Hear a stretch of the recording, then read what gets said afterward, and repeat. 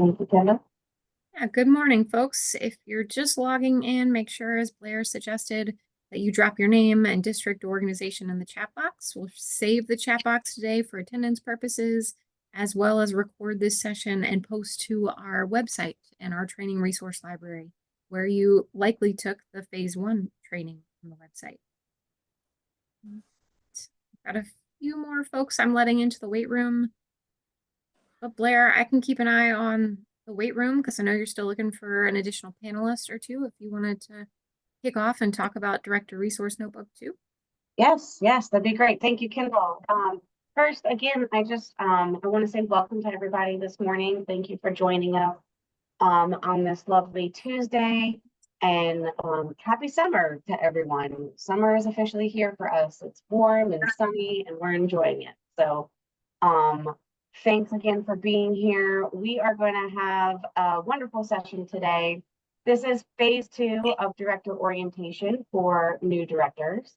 As Kendall said, this session is being recorded for future viewing. So be aware. It would be great if you all could keep your microphones muted so we can avoid some background noise during the panel speakers. And when you want to chime in or have a question for the panelists, go ahead and unmute yourself at that time. But we do want to avoid some of that unnecessary background noise. It makes it hard to hear sometimes. So I am Blair Gordon. I'm the Soil and Water Conservation District Liaison for DCR. I'm out of the Richmond office, and I work very closely with Kendall Knee Association, with the Conservation District coordinators, and all 47 soil and water conservation districts. I largely work on the operations side of soil and water conservation districts. So most of the time I'm conversing a lot with district administrative staff, district managers, on the occasional district conservation tech too. But I work really close with the conservation district coordinators to make sure that the messaging from the state is getting down to the districts, and the messaging from the district is getting back to the state.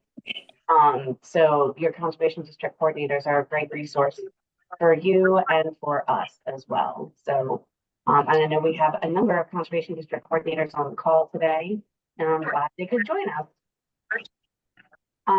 We have got phase 1 training. Most of you, I believe, have completed that already, but phase 1 training is still available and will always be available on the website. Thank you, Kendall. Perfect.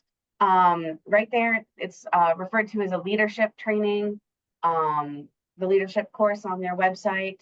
You click through that, and there is a final quiz at the end. And it is through this final quiz that we actually track your completion of this phase 1 training. It is a grant deliverable for all newly elected or appointed directors to complete phase 1 and phase 2 within 6 months of taking office. And so for those that were elected in the November elections, the deadline for completion is June 30th for both phase 1 and phase 2. It's a wonderful course. The association has given us access to for this purpose. It starts off with a lot of history of conservation districts, soil and water conservation districts, some of the laws and regulations behind their creation and the programs we follow today. It has an overview of funding and partners and different programs that districts run beyond the ag cost share program that DCR offers. Districts do so much more than just that. So it talks a lot about all the things that districts are involved in around the state, and a lot of other great tidbits about the role of a director and who some of your partners are in your area and around the state as well. So again, the final quiz is the key to making sure that you're to get that completion marked down. You need to complete that final quiz. So don't forget to do that. We also have your CDC delivered these to you at your local soil and water conservation district board meeting recently. This is a wonderful tool. This is the Director Resource Notebook. Kendall has it linked from her page. It is also available on the DCR webpage, but you should have a hard copy of it by now. Thank you, Kendall. This is a wonderful resource. And if Kendall, if you want to click on that table of contents, there on the website, you can actually click on each one of those items and it'll take you right to it. But there's a lot of really great resources and helpful tools in there to help guide you through board meetings or programmatic questions, or some quick guides to parliamentary procedure, and even some tips for Conflict of Interest and Freedom of Information Act. Some of the most useful tools, I think, are actually the alphabet soup tool. That is a list of common acronyms and government agencies that you hear us and your staff probably talk about all of the time, but we're always using these acronyms. We talk in alphabet. And so it can get really confusing really quickly, but this is a really handy cheat sheet of those common acronyms. I really suggest that if you don't take this notebook to every board meeting with you, you at least take this part of it, these couple of sheets, these 2 pieces of paper, and keep them with you for your board minutes, for your board meetings, because I feel like this is actually really helpful. We have a hard time remembering to stop and explain what each acronym stands for, and so this will help keep up with that. Also, never hesitate to ask. There's a big learning curve as new directors, and so never hesitate to ask during one of your local board meetings or any of our meetings here too, that, you know, what does that acronym mean? What program are you referring to there? Always just remember that we are happy to answer those questions. But Kim, if you want to head back to the table of contents, there's just a lot of really good tools in there. There's a list of the Virginia Cost Share BMPs, the best management practices for farmers. That also shows you the abbreviations that we use and what that code actually means. There you can see some of the practices and some of the requirements they have. We've also got a really handy list similar to that for we've got some information in there about the VCAP program, the number of districts are involved in statewide, as well as your current year grant deliverables for your administrative and operational grant and your cost share and technical assistance grant. Those are just there to help you keep along with the requirements that DCR has with these grant agreements. And so you know why we're doing some of the things that the district might be doing during certain meetings, especially this time of year. You'll probably hear from your staff and take some action on items that are directly related to fulfilling these deliverables. A lot of budgets being approved right now, a lot of desktop procedures being reviewed, and other policies being reviewed at the moment, carryover practices being approved at the moment. So those are all terms you're probably hearing a lot of right now at your local board meetings. But otherwise, there's a plethora of other resources. There's funding flow charts. There's some information about common partners and partner organizations and partner agencies. There is a desktop director's handbook. Their director's handbook is a really nice kind of condensed in similar information to what is in the phase 1 training, kind of right there at your fingerprints. It's essentially almost like a typed out phase 1 training for you. Phase 1 goes into a little bit more detail on some of these topics, but this is also another really good resource, as well as right after this one, there is your very own copy of the desktop procedures for district fiscal operations that is currently in effect. And this is what guides all of your financial management at the district. This is what the district is audited against when DCR does our biannual audit. And these are kind of the expectations that the state has on how best to manage state funds. So this is one of the, goes into a little bit more on some personnel management as well, but there's some great resources here. So be sure to explore this notebook. I think you'll find it. I hope that you will find it really useful. It has a lot of great information for not just new directors, but great reminders for returning directors as well. And it really is a great place to look for some guidance in a quick pinch and at the tip of your fingertips. As you're going through this notebook, if you have any questions on any of the documents provided in it, never hesitate to reach out to your conservation district coordinator, or of course, you can reach out to me directly as well. So we're here and happy to answer all of your questions. So that is the director resource notebook. Again, you should have a hard copy of it, and it's available both on the association website and on DCR's website. So I hope that you will take the time to go through that. Looks like I've got just about all of my speakers now. So the plan for today is to have a very similar format to what we have done at the area meetings, the in-person area meetings. We have a wonderful panel of experienced directors here to first answer some questions that we have prepared ahead of time for them. And then we'll open up the floor, and we'll unmute everybody for just open discussion and questions you want to ask.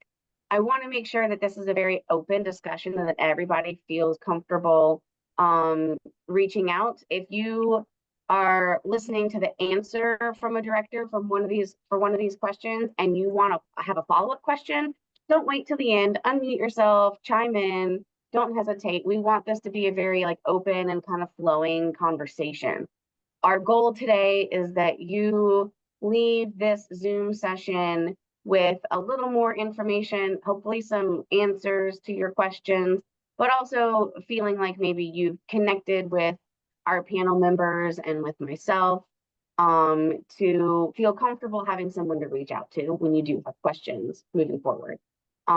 Just know that we are a wonderful support network as you're working through district activities and you're coming into what it means to be a district director, and we are here to support you. And you've got a lot of neighboring districts and experienced directors around you that are also always happy to support another director. So that's kind of our goal for today. I have three, at least I can't see everybody. I have three, maybe four wonderful directors joining us today. And the first thing I want to do is have each one of them introduce themselves and who the district they're affiliated with, and if they have any involvement at the state level. So Wayne, why don't we start with you? All right. Good morning, everybody. I'm Wayne Davis. I'm with the Colonial Soil and Water Conservation District. I'm currently the chairman of that district. I also was recently elected president of your state association of soil and water conservation districts. And I'm beginning my second term at the Colonial District. And certainly welcome everybody here this morning. And one quick comment I'd say to all the new directors is that it takes several years to really get a grasp on everything that's going on. So don't think that the training ends today. There's plenty of help out there, like Blair and others have commented on. And please ask your more seasoned directors any questions that you may have, or lean on your staff, and certainly shadow them in the field when you have urban or ag events. Thank you.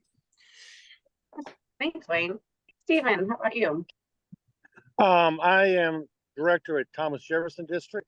I'm the current treasurer of that district. I think this is my 10th term, or 35 years. When I started out, terms were only 3 years. I am past president of the state association, and I am still on the state association board of directors as the NACD representative, and that's the National Association of Conservation Districts. Thank you. Thank you. Joan, I see we have you on the line. Thanks for joining us. Do you want to do a brief introduction?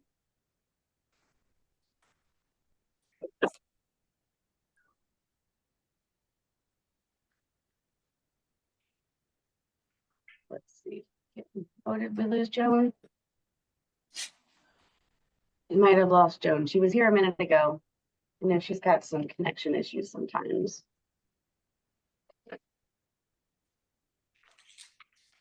Okay, Joan will join us back in a minute. Joan Commoner is from the Lord Fairfax district where she serves as chair, and has been a director for a couple of terms now as well. So if she comes back, we'll have her join the conversation.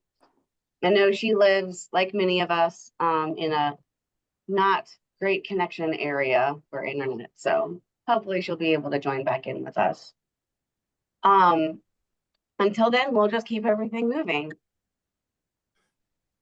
For Wayne and Stephen, I want to know why you became involved with the district. And for those involved at the association state level, why did you want to get involved at the state level? Go ahead, Steve. Oh, okay. Well, I don't know if I was in the right place or the wrong place at the right time, but I had a part-time position where I was working in cooperative extension offices. And at that point in time, we shared space with SCS, which was the precursor to NRCS. And there was a vacancy on the board, and they knew my interest in agriculture, all my other affiliations, and suggested I run for the position, and I did. And I got hooked very early on, have enjoyed every moment of it, have enjoyed participating in the state level. I attended every single annual meeting, sort of sitting in the background, and just enjoying learning. As Wayne said earlier, it's a constant learning exercise for us as directors. And I was just content doing that till one of the state association presidents said I should get involved. And while I was pondering that, Kendall put out a shepherd's hook and pulled me in. So, and I don't regret it. I've enjoyed it. So I would encourage anybody, if you really enjoy doing this, there's no limit to how far you can get involved in the state association, the national association, your local district. You'll be welcomed on any and every level. With me, as far as being involved, when I became involved in the district, my father used to be a district director many years ago. And as the third generation family members involved with this farm, we always valued the programs and services that the Colonial District offered. And so when I was approached to consider running, I did see an opportunity, if I could get elected, to kind of build upon the success that our district manager, previous board members and staff had started. So that's pretty much why I've got involved with that. And then kind of similar with the state association, I've always had the utmost respect for what the state association has always represented, their values, and again, their important services that they provide to all 47 districts, and the opportunity to work with some of those board members that like I said, I've always looked up to. I just felt like I couldn't turn it down to, throw my name in the hat, so to speak. And also the opportunity to work with Kendall, who I've known for many, many years. And so that's pretty much why I got involved at the state association level. Thank you, guys. Thank you, Wayne. I did just hear from Joan. She's been popping in and out, but she's having some internet connection issues this morning. She's very sorry that this isn't working out for her. She really wanted to participate. She had been on our panel for the Area 1 training, and had a lot of really great insights to share, especially from that area of the state. She has said, though, I will drop her contact information into the chat box. And she's also listed in the district directory. She wanted to make sure that everybody knows that she is available and willing to chat with all of you at any time, especially the Area 1 directors, since that is her territory as well. So feel free to reach out to her whenever you have, any questions about being a director or processes that districts are following. She's very sorry this isn't working out for her this morning. But I will drop her contact information in the chat box. So thank you, Wayne and Stephen, really interesting backgrounds. Wayne, I didn't hear you mention your other part of your story as a previous DCR employee. Yeah, do you want me to mention? Well, Well, it gives you a little bit of a leg up sometimes. yeah. I did have a long career with DCR, and I really enjoyed that. Still stay in touch with a lot of my colleagues there, and it was a great ride, so to speak. And again, by working in the several positions that I did hold there, it did give me the opportunity to understand districts a little bit better than probably a director that maybe he or she didn't have any knowledge of districts. So I did have kind of a heads up on that, and I think that positioned me well to bring a little value to my local district. Mm-hmm. Definitely. And it also goes to show that you spent a number of years in your career working very closely with soil and water conservation districts, and you stuck around even after you retired to join your local soil and water conservation district. So just speaks volumes about the good work we're doing. Yes. So for Wayne and Stephen, you both kind of came in with to being a director from slightly different backgrounds with different various experiences through your careers and things like that. But even Wayne, as having been a previous DCR employee, like, what has surprised you about being a district director? There's a lot of things that districts get involved in, or different roles that directors need to fill. And what is something that you do as a director that you didn't realize when you came on board was something that you'd be involved with? Go ahead, Steve. Okay. Well, like I said, I got involved 35 years ago. Budgets were a lot smaller. I would dare say we probably had one BMP program back then. When I was encouraged to run, I was told all you need to do is just show up at the meetings, vote on a couple things, and that was it. Nothing stressful, might be able to do some traveling. But since then, things have really changed. We had a half-time employee back then. Now we're up to 13 or 14 full-time employees. So, and a fairly large budget compared to probably the $50,000 we had back then. So I never knew we would be involved with large budgets, large staffing, all the issues that come with, and I don't mean saying issues in a bad way, but all the things that come with having staff, the personnel management, the hiring, the firing. It's become a lot more involved and a lot more time consuming. And again, I'm not complaining.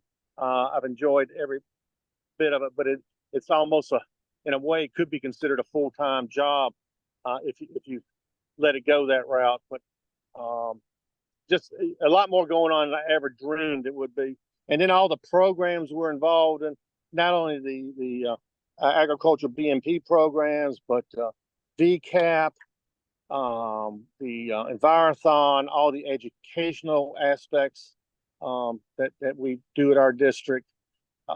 We have dams. Some districts have dams, some don't. That's something I never dreamed we would be involved with, was managing dams. Let's see. We also own a piece of property, so the things come with managing that. So, easement foundation. It's just a lot of things, and it varies. There's 47 districts. There's 47 different ways of doing things, and everybody has. They do things. Some districts do things that others do not. I know some districts do tree seedling sales. Some do equipment rentals. Some do tire recycling programs. those aren't things that we do in our district, but other districts do. So it varies across the state. Yeah, Stephen, you also have dams in your area. Yeah. That affects about 14 districts around the state and takes a lot of manpower that you may not have expected. Yes, very much so. And I think in hindsight, I don't think we would have gotten involved with dams if we knew everything that would be associated with them. Because most of them are, I think most of our dams are either have reached or over the 50-year mark. So that brings in a whole new list of things that we have to deal with, recertification and maintenance and things like that. But it's we have one staff person that's probably half of their job is just dealing with the dam issues. Definitely. Yeah. Wayne, how about you? What surprised you about being a director? Well, first of all, I'll say that Steve covered many of the thoughts that I had, but I think one of the things that's kind of surprised me as a district director is despite all the successes that all 47 districts have had since they were created, we still have a huge challenge with the general public knowing about our programs. And I know many districts have, got their own websites now. They have Facebook, Instagram, and other social media efforts and so forth. All you have to do is just go outside your normal audiences that you target and go to a function that you attend and you start speaking about your district and what your programs are, and you just become kind of surprised that they're not that aware of them. And then these are mainly people that are not in the ag arena. They don't farm or don't have any ties to that. But it also presents a lot of opportunities, especially with the VCAP program.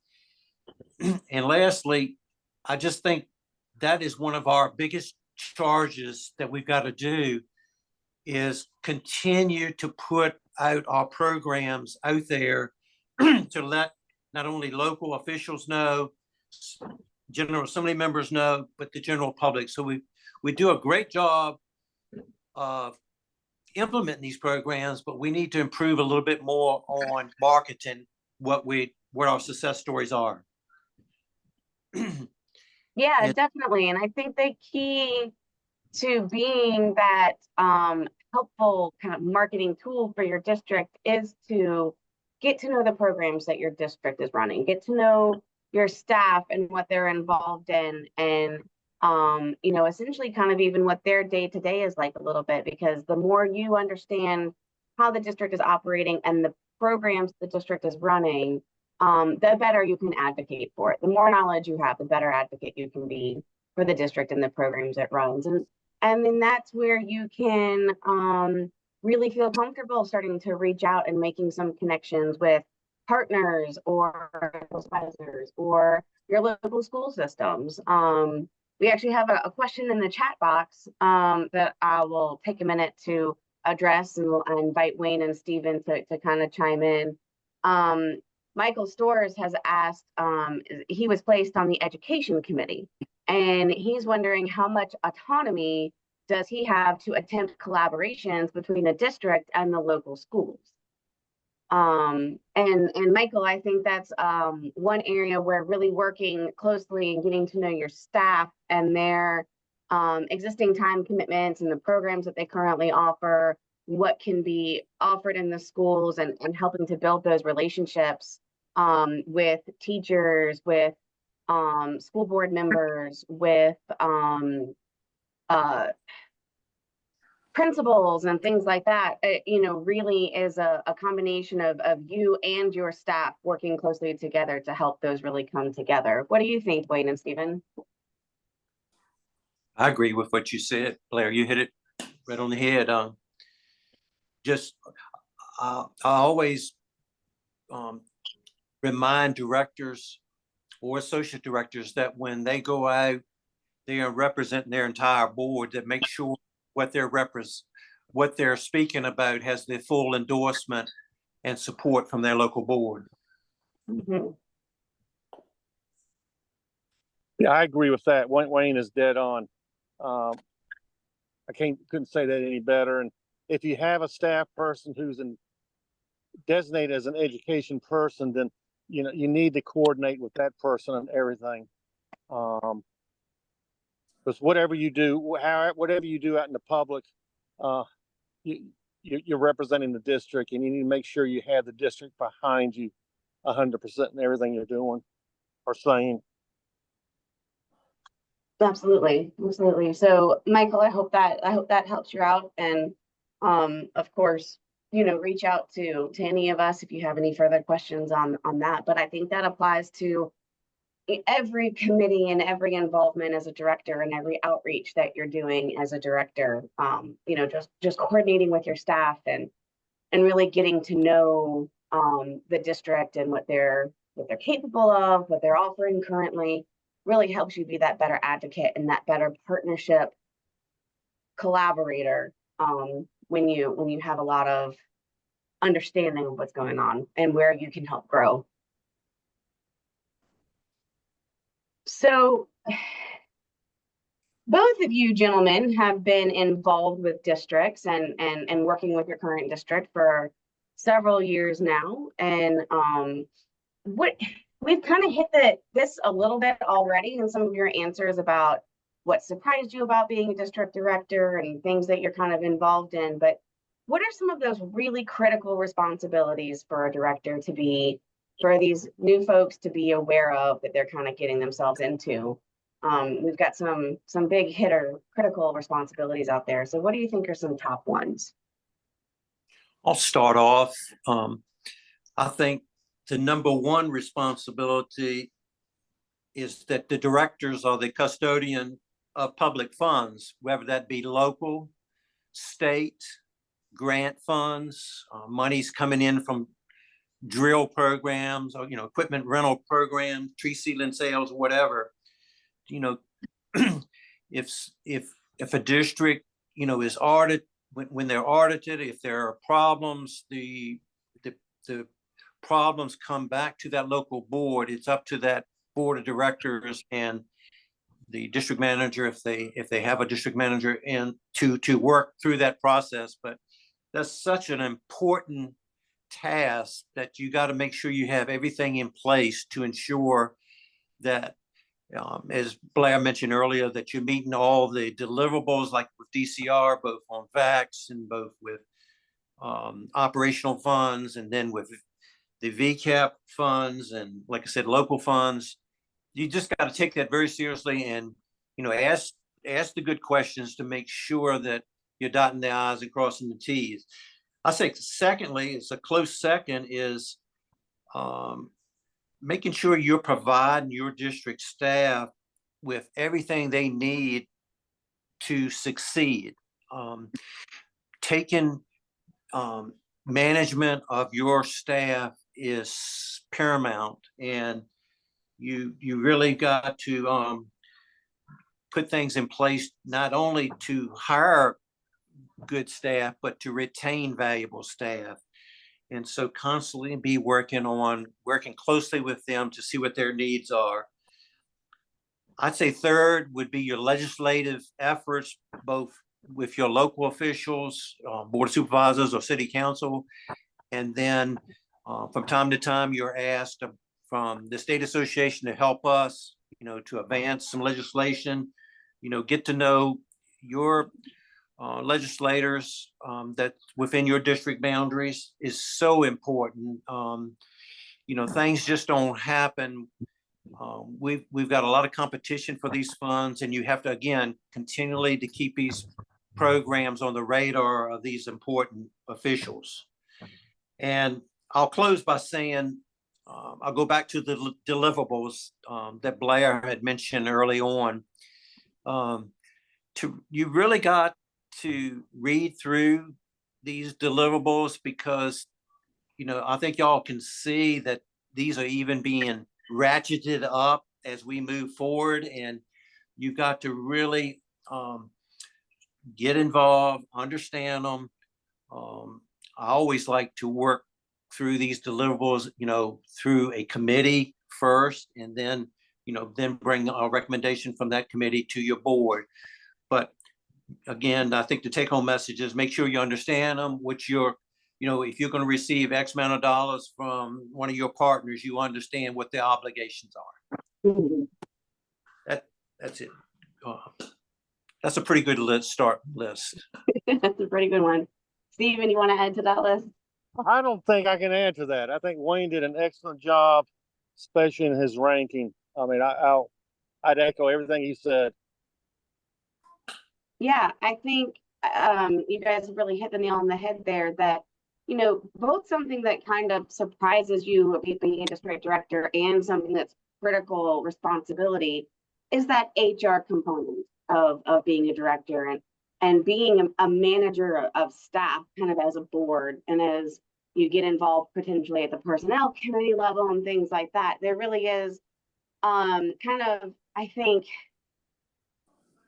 it's surprising. It's surprising how involved you end up being with being involved with HR and managing the staff and managing the accomplishments of the district and making sure you meet those deliverables from that standpoint too. And of course, you guys really hit the nail on the head as well with the fiduciary responsibilities. Ultimately, the elected and appointed directors of local soil and water conservation districts are the responsible party for the funds that are granted to them through the state.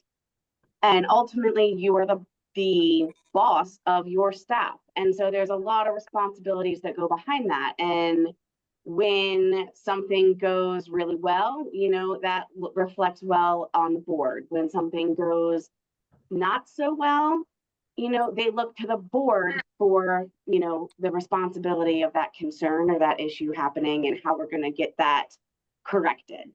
So ultimately, the responsibility of the district really falls to you as directors, from every aspect. And so I think that when you eventually get elected and you come on, that kind of can be a bit of a surprise as to just how much of that fiduciary responsibility falls to you and how much of that personal management falls to you as a board. And really being there to support your staff who are doing a wonderful job getting these programs on the ground and making these programs a success and making boards look good. So Right. You've got some really great staff out there doing really wonderful work and giving them the support and allowing them to attend trainings and conferences and meetings that help them grow as an employee and grow in their skills is really important. And that is, one of the very critical tasks as a director. And building those relationships and that rapport with your staff is really, really important. So get to know your staff. They're doing a great job.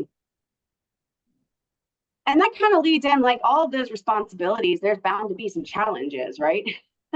So, Steven, what are some challenges that you have faced as a director, and what kind of resources did you have to help you through it?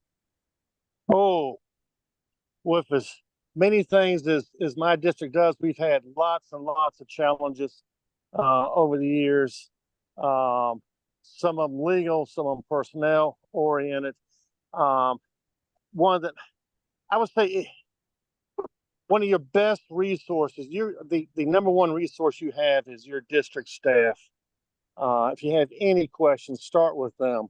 Because more likely they've been around maybe a few years longer than you since you're a new director. So they may have the answers. When it comes to legal issues, that's what they have the Attorney General for. He can be a tremendous asset to districts. And they're the district's attorney. If you have contracts, MOUs, anything like that, the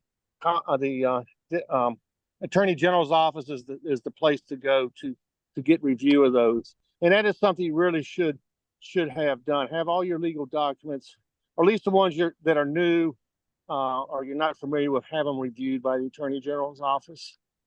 But district staff, the OAG's office, another great resource are your CDCs. And remember, like I said earlier, there's 47 districts, 47 potentially different ways of doing things. Your CDCs are visiting many of these other districts, and they're going to have maybe a little bit more knowledge about what other districts are doing or how they're handling issues. So go to them. And I would say anybody at DCR, Blair, Daryl Glover, Wayne Davis. I mean, anybody is there to. They're all there to help and assist districts. So just don't think you're out there alone. If you got questions, ask, and I'm sure there's somebody that will be able to help you or answer your questions. Yeah, Wayne, what about you? What are some challenges? Wayne and Stephen, you're both from fairly good sized districts. I mean, Stephen, you're from one of the geographically and staff size probably now, one of the largest districts in the state, covering, significant number of 5 localities? Yeah, 5 I think you know localities. too. Yeah. I think there's 3 districts in the state. I think they have 5 localities. Yeah. Most are single county districts. So when you Yeah, have multiple localities, it does get a little bit more complicated. You got more localities you need to work with, answer to, and then as a result, you have larger boards. We have 10 elected and 2 appointed. Yeah. Directors. That's a big board. That's a big board. Yes. That's a lot of people to come to agreement with. Yes. But what about you, Wayne? I mean, you come from a pretty big board in a decent sized district and a lot of staff as well, and a district that's been growing a lot. Yeah, we also have 12 voting members on our board. We encompass 5 localities. And so, that's a challenge within itself, especially as you have elections, you've got new directors coming on board, and you've got to get them trained up and make them aware of some of your district's program, or not some, but all your district programs and services. So that can be a kind of a challenge within itself. I'd say one of the things we like to do at Colonial, and I know there's other districts, Thomas Jefferson and many others that do the same thing.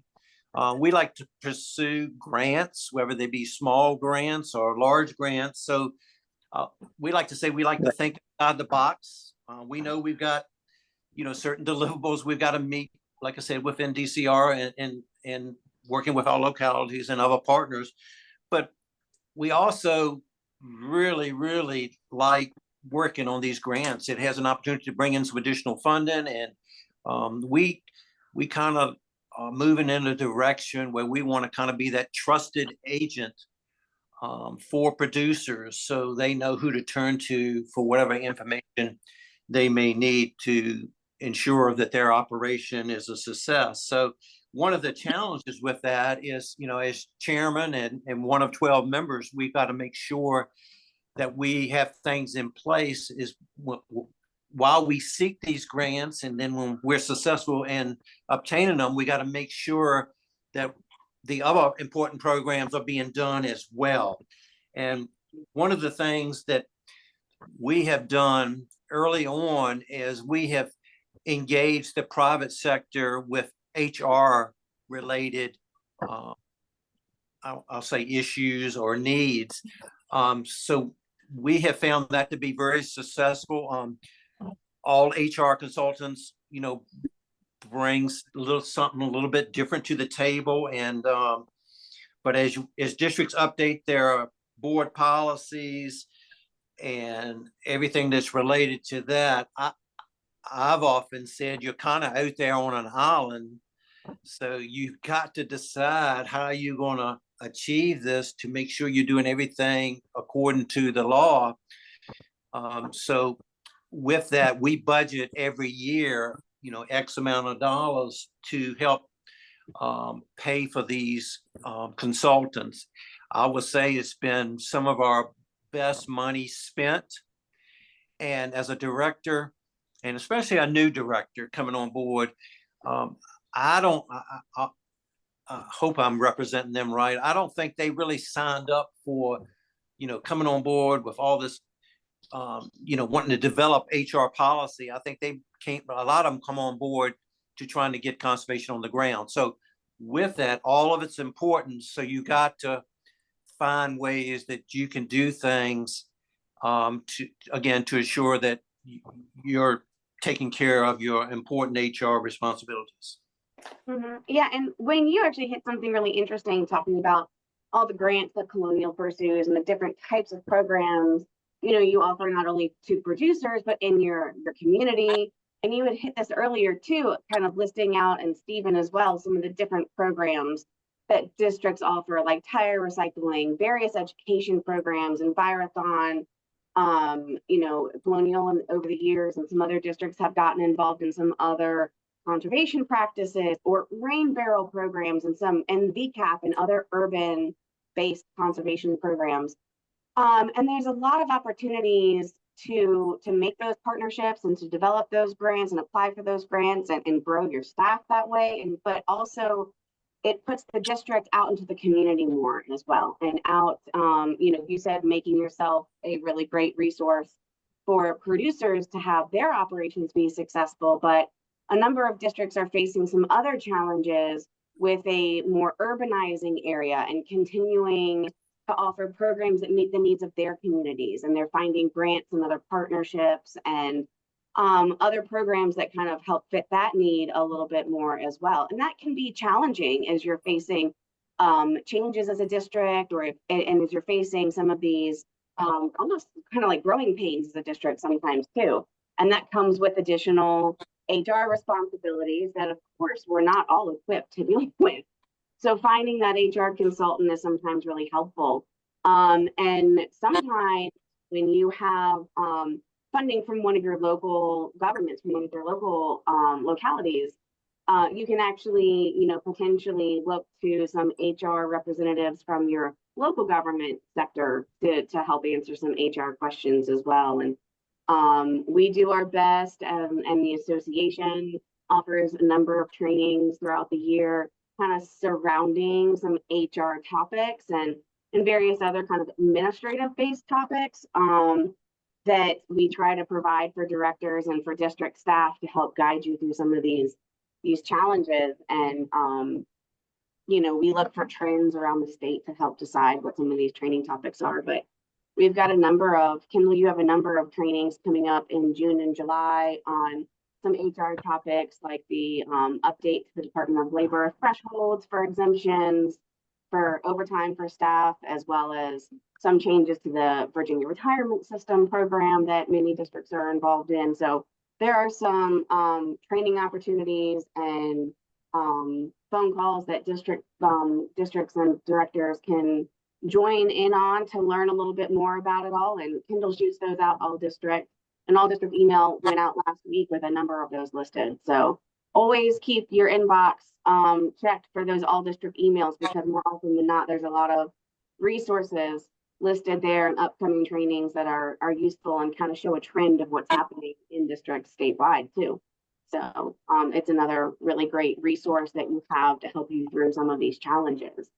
And Stephen and Wayne, you both hit on this too. Your conservation district coordinator is a great resource to help you through some things. They work regionally. Most of them have about 6 or 7 districts in their territory.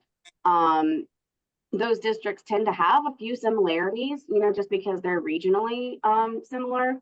So, but a lot of times we've had some district in some point in time experience something similar sometimes, or we know of a district around the state that maybe has developed a policy that might help you in this case.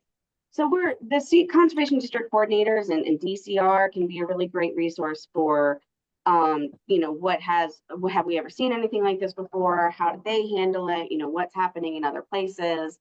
And of course, the association is great on that as well. And reaching out to your network through the association is also a wonderful opportunity. Becky, I see you have your hand raised. If you want to unmute and speak up, that'd be great.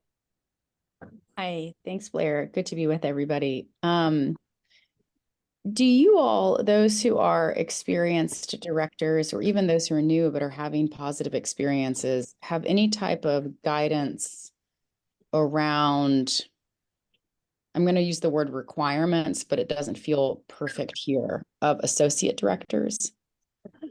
Any insights here? Like, what are how much are you expecting them to participate? How little?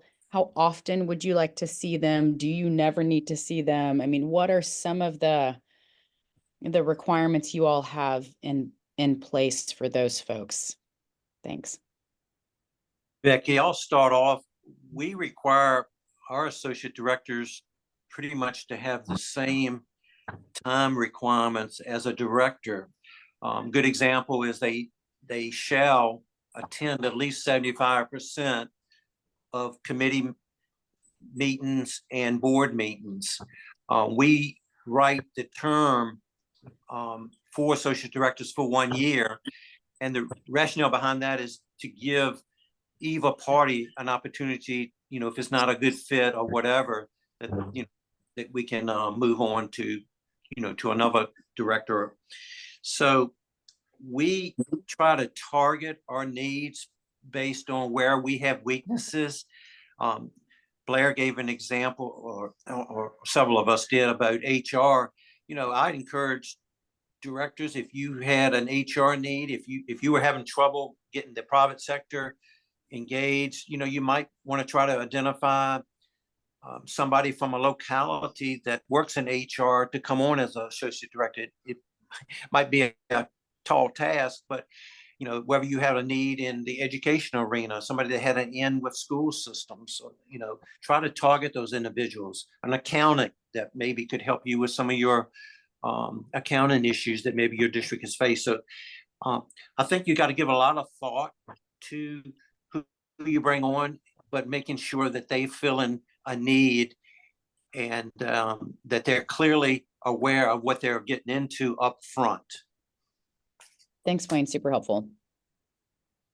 Yeah, that last comment Wayne made is dead on. But every district handles associate directors better.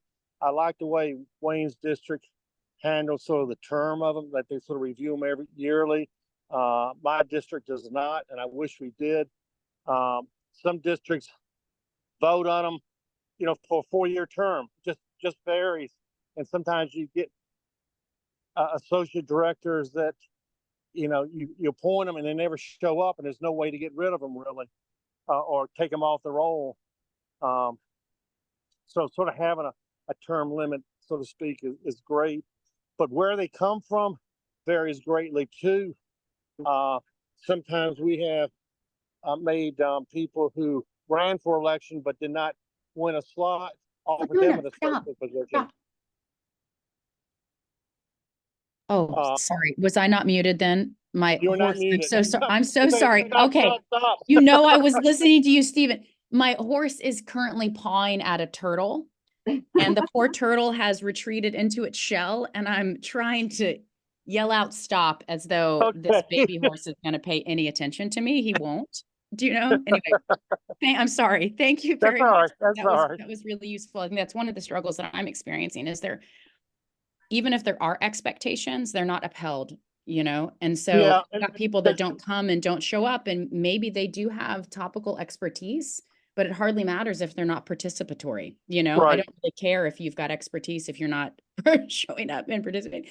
So, and then you get into the idea of associate directors who have a kind of influence that you want to call on when you need them, except there's other people who want to be really active and they want to show up and they want to build that influence. And so I think just kind of I'm wayfinding that tension. So your guidance is greatly appreciated here. Okay. And there's definitely districts across the state that like Stephen and Wayne have even hit on, between their two districts, it's handled very differently. There are some districts that have very specific job descriptions written for associate directors, and they're, and I think Colonial is one of those. Those directors are expected to uphold those expectations in the job description. And then there are districts that actually have an entire application and kind of interview process around becoming an associate director as well. What can you as an associate director bring to the table? Even if it's just enthusiasm for the programs. So, and wanting to serve. So there's a lot of different, I think around the state, you could find a lot of different examples of policies and job descriptions and term Like Wayne has a 1-year term, then it sounds like TJ maybe has a 4-year term for associate directors and different levels of expectations. But it's definitely one of those things that you and your board can work together to figure out, what works best for your district, what are your needs in your district, that hopefully associate directors, like Wayne was saying, can kind of be recruited to help fill in the gaps on the board of some necessary expertise or skills.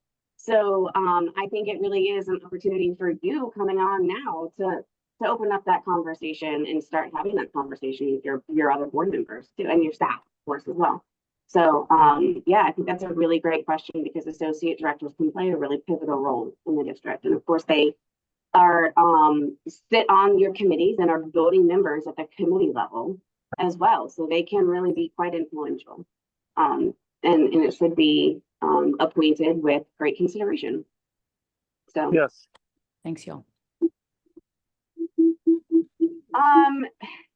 Wayne, Stephen, we've talked a lot about challenges, responsibilities, but there's a reason you became involved with the district, and there's some really fun aspects to working with the district as well, and just things that make it all worthwhile. So what are some really rewarding experiences that you've had as a director that keep you going? I'll start off. Okay. To me, being able to attract top level staff to join our team and to put measures in place to retain valuable members of your staff, that is one of my most rewarding experiences in that. And I'm speaking not only at Colonial District, I'm talking about also at the state association. And maybe in a small way, we had a little bit of a role with that as one director. But I reckon it takes a village to get the things done that are on our plates now at all 47 districts. And to do that, I like to mention working outside the box, but you as a volunteer elected official or one of the at-large directors, you've got to kind of assess where you are at your local district and what your needs are. But I can assure you that one of the things that you need is top level performers at your district.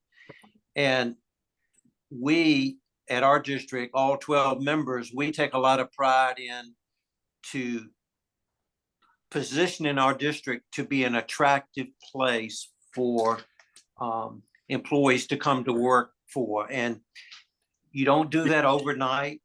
It takes a while, but it can be very rewarding when you see the kind of staff that you're bringing in, both at the local level and at the state association. And I just encourage all the new directors that are on this call that you gotta continue to evaluate. And I'll give you just an example. Your benefits, your pay, your your office. Do you have the right culture there in the room? There are many things that help retain valuable staff, but you've got to constantly be thinking outside the box how to retain them, because there's a lot of competition for top level staff. Stephen, how about you? I think two things. One is I think it's great to see our staff work with the people they're supposed to be working with, the farmers, the producers, seeing how they interact, seeing how successful they are or can be, and getting all our programs out on the ground. That is great that we have this remarkable staff that are able to sell our programs, and then to see the successes out in the field. That's extremely rewarding, seeing that we are having an effect on what we're supposed to be doing. The second thing that I find extremely rewarding, at least in our district, is our educational programming, seeing the effect we're having on the youth and the leaders of tomorrow, the farmers, the producers, the educators.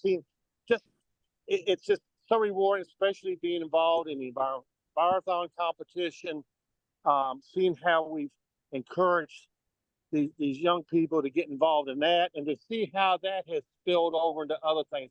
Get involved in the other conservate the youth programs the association offers, be it the Youth Conservation Camp or the Leadership Institute. It's nice to see those students grasp conservation as something they're interested in, as something they may want to pursue as a career. Mhm.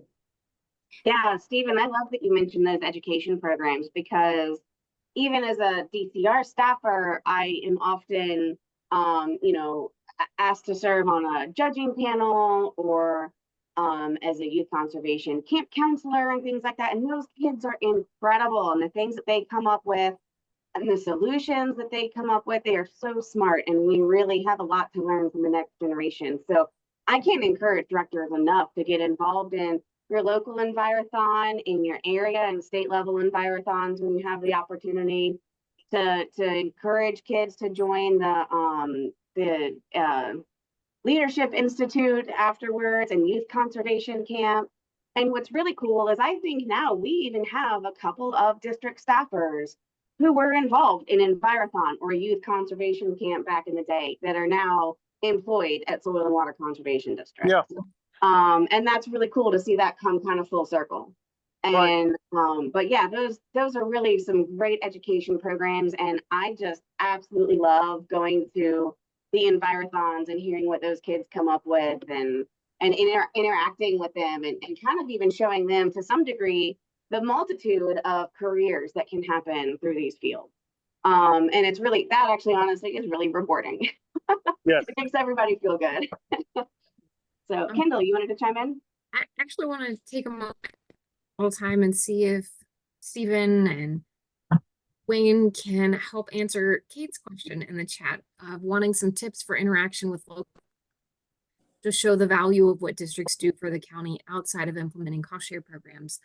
And I'm going to take cost share programs as both your VAX program for ag and your VCAP on the community conservation side, but a big piece of where your association offers to support you with advocacy and outreach efforts. And certainly we try to do that in the assembly, but want to support you in thinking that those same messages that we take to your General Assembly members should be taken to your local government officials, to your board of supervisors, to ensure that you're actively communicating with them, that annual report that you pull together also goes to them, that perhaps you want to pull together a farm pasture walk or some type of tour just for some of your local officials. And if that's the case, I'm happy to help you in terms of organizing it for both your local officials and inviting some of your state legislators so that they can understand why you've implemented that fence, or speak and hear some testimonials from some of those Envirothon students that might be participating. That at an Envirothon this year, there was interest from county officials and board of supervisor. A school board individual came and kind of wanted to do a bit of a mock Envirothon at one of the competitions, understand what the kids were participating in. So think about it from so many angles of how you can engage them in your work. And Stephen, Wayne, what am I missing in terms of being able to offer some additional support to Kate in terms of ideas to interact with local government? Before I turn over, here's another great one. Hanover Caroline does a 50-mile meal. They join in with Extension, and they have a meal that they prepare ahead of a board of supervisors dinner every summer, June timeframe usually. And all of the producers gather and exhibit, bring their own food, right? Share information about what they're doing and their own efforts.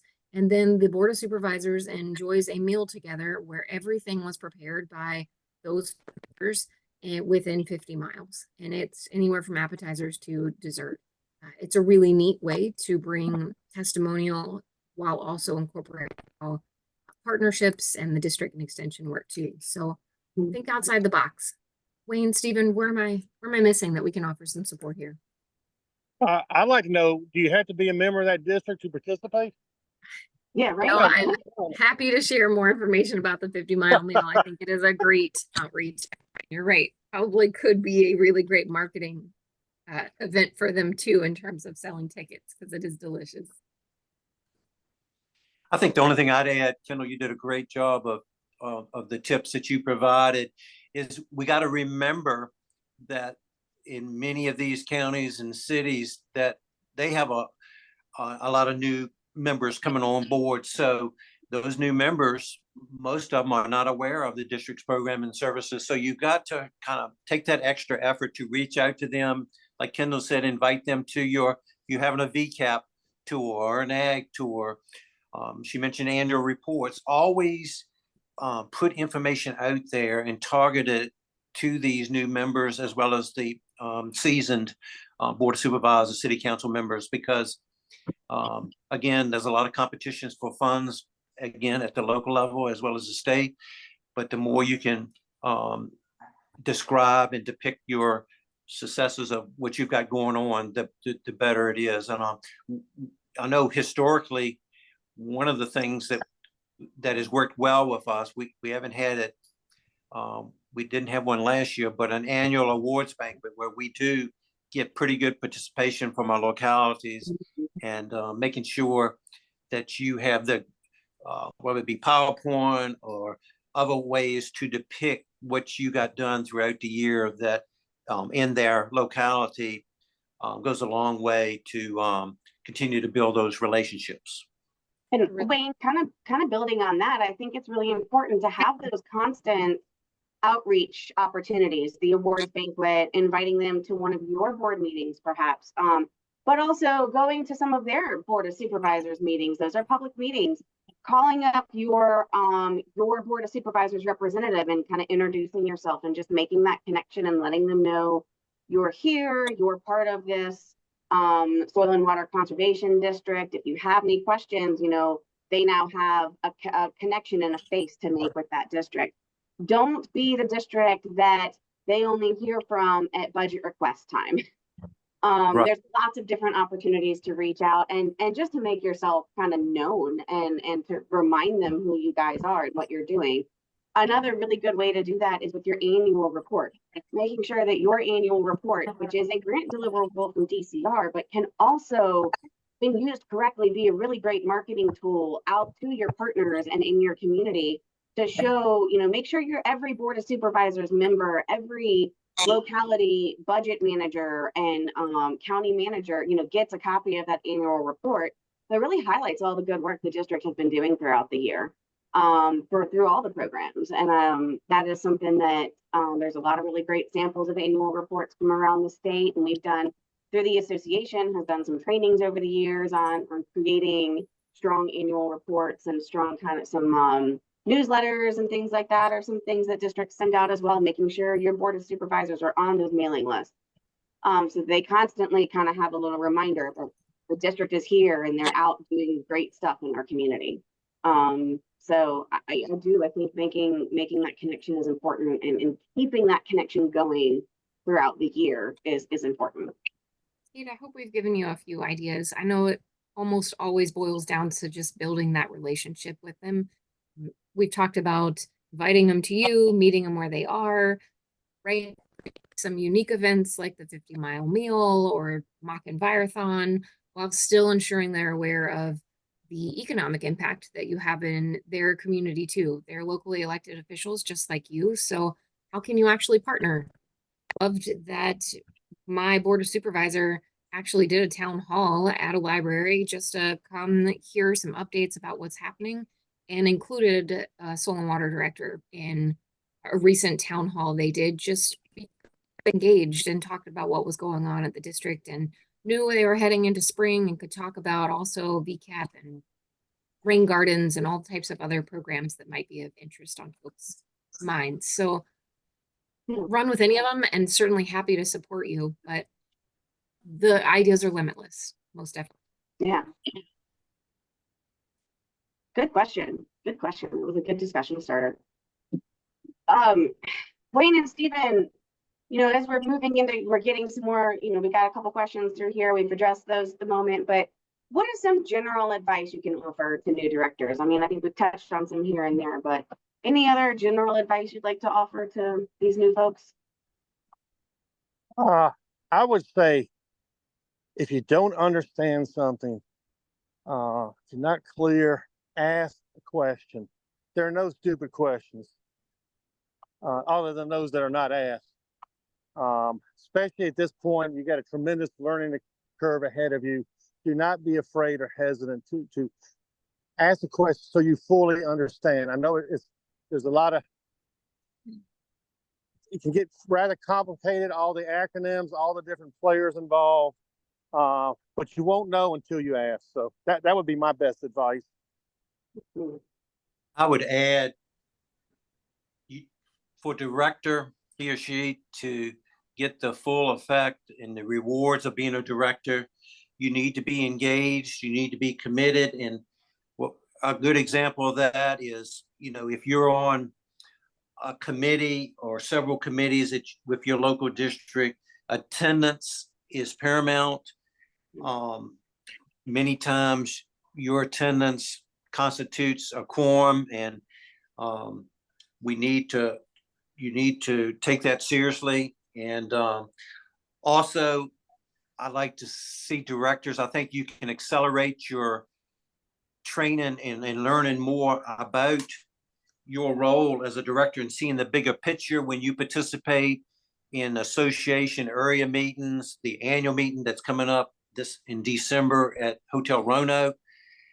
The networking that goes on at those meetings is so crucial for you, again, getting the bigger picture and finding out how other districts operate and borrowing some ideas that they have. And then I would again mention some advice that I think is, again, I know I've said it before, but supporting your staff, making sure everybody is rowing the boat the same direction, and don't limit yourself.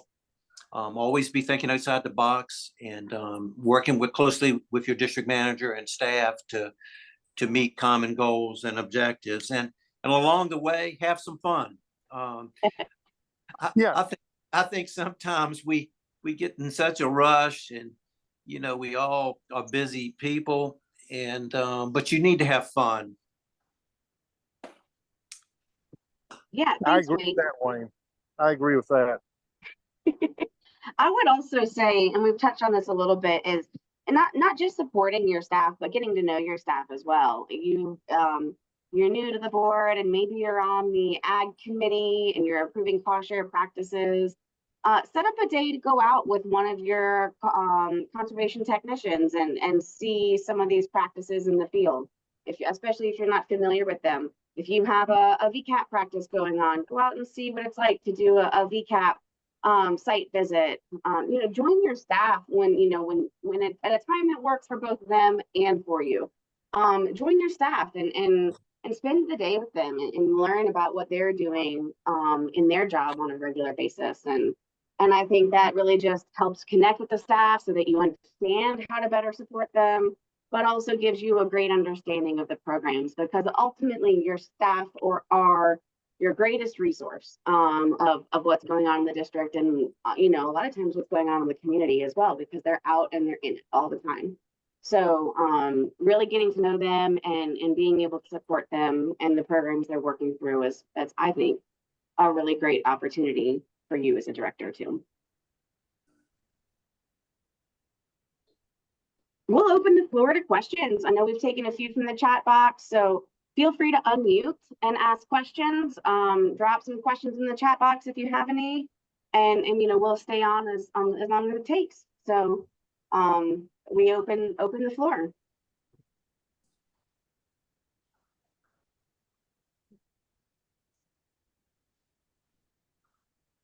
I hope everybody is on the all district email list. If not, the state association handles that, but they send out a lot of good information on various topics, from district hires to meetings to whatever. Not all of them may pertain to you, but there's a lot of good information, and that way you can keep up to date with what's happening in the state. And I want to second what Wayne said.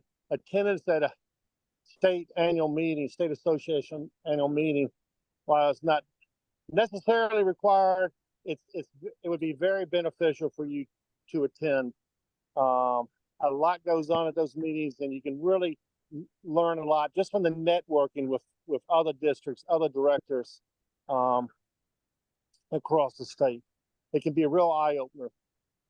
And it's Especially the fun first too. one. We have a lot of good times at those meetings, and I know for me, I get to see a lot of folks from around the state I don't get to see all the time, and it's a great opportunity to network and learn, but it's also a great opportunity to experience kind of the family of soil and water conservation. And Yes. we really do enjoy each other's company and are interested in what everybody's doing, and it really makes for actually a really fun opportunity. Yes.